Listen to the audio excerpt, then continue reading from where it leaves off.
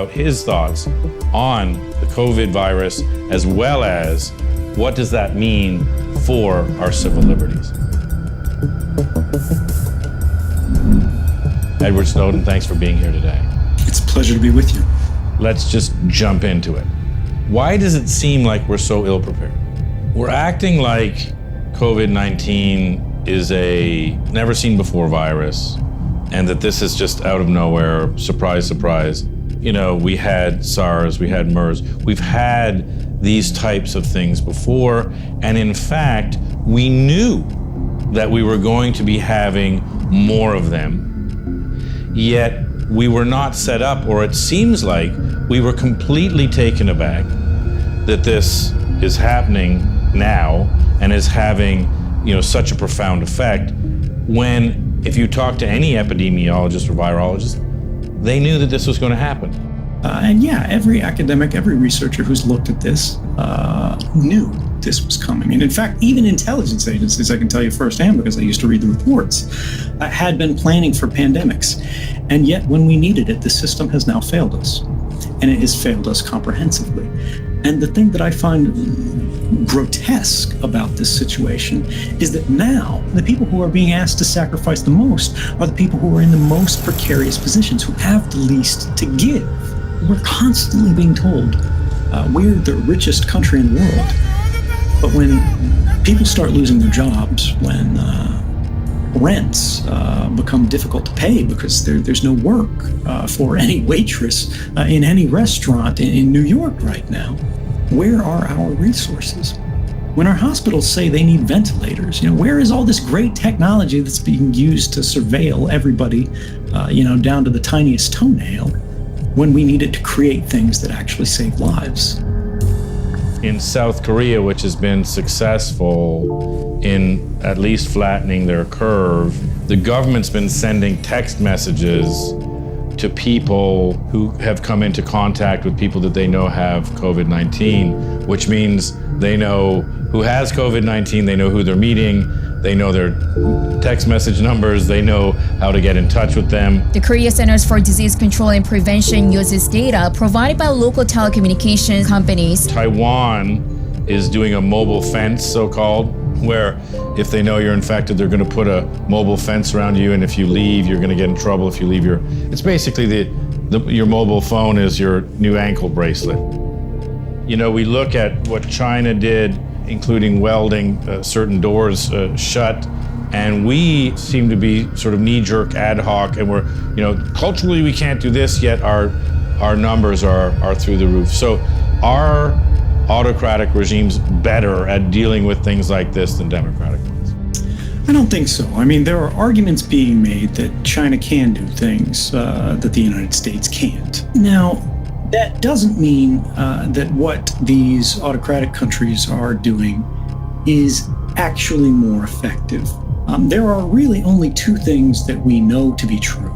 One is that no one knows the true number of infected, because we can only, in the absolute best case, know the confirmed cases of people that we've actually tested.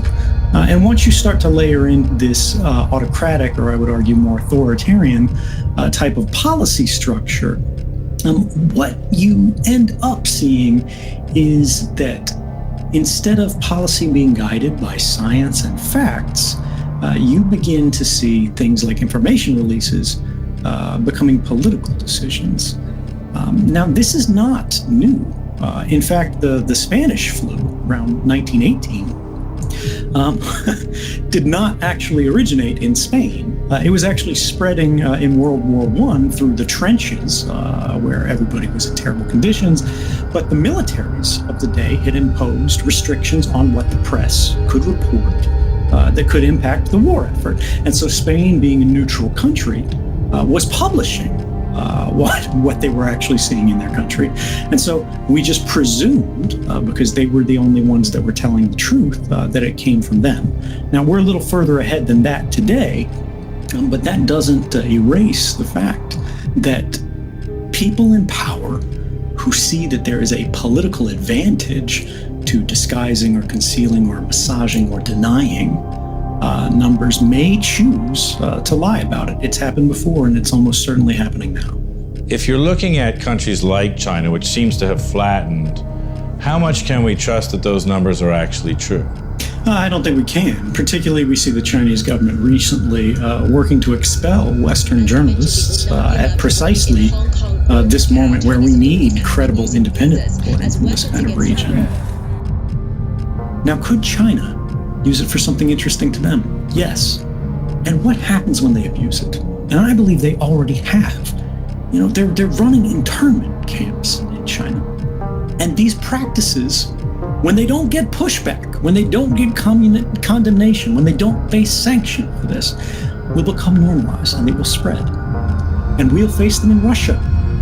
We'll face them in Iran. And then we'll face them in Poland. We'll face them in Hungary. We'll face them throughout Europe. We will face them in the United States because we will face them everywhere. This is a pivotal moment. And why is nobody talking about this? Because we're scared.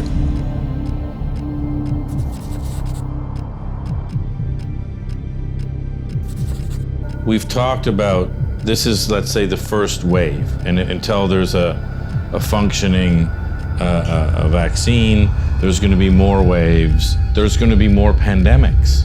I mean, this is just the way it's going to go.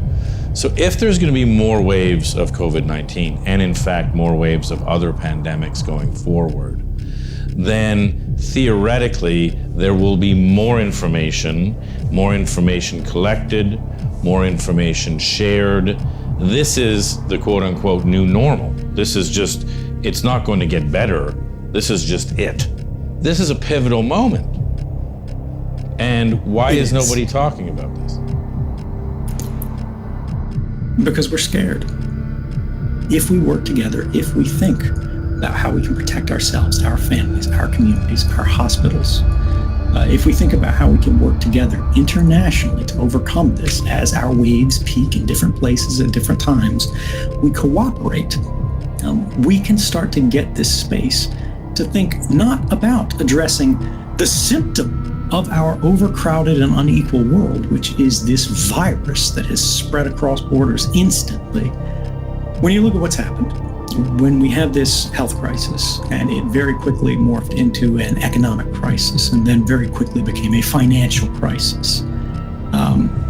You see all the governments of the world leap into action. And it's interesting that you see the majority of this money go not to the public, not to hospitals, but to businesses, loans, to the groups and corporations that actually created the systemic problems that were exacerbated by this sudden, sharp decline.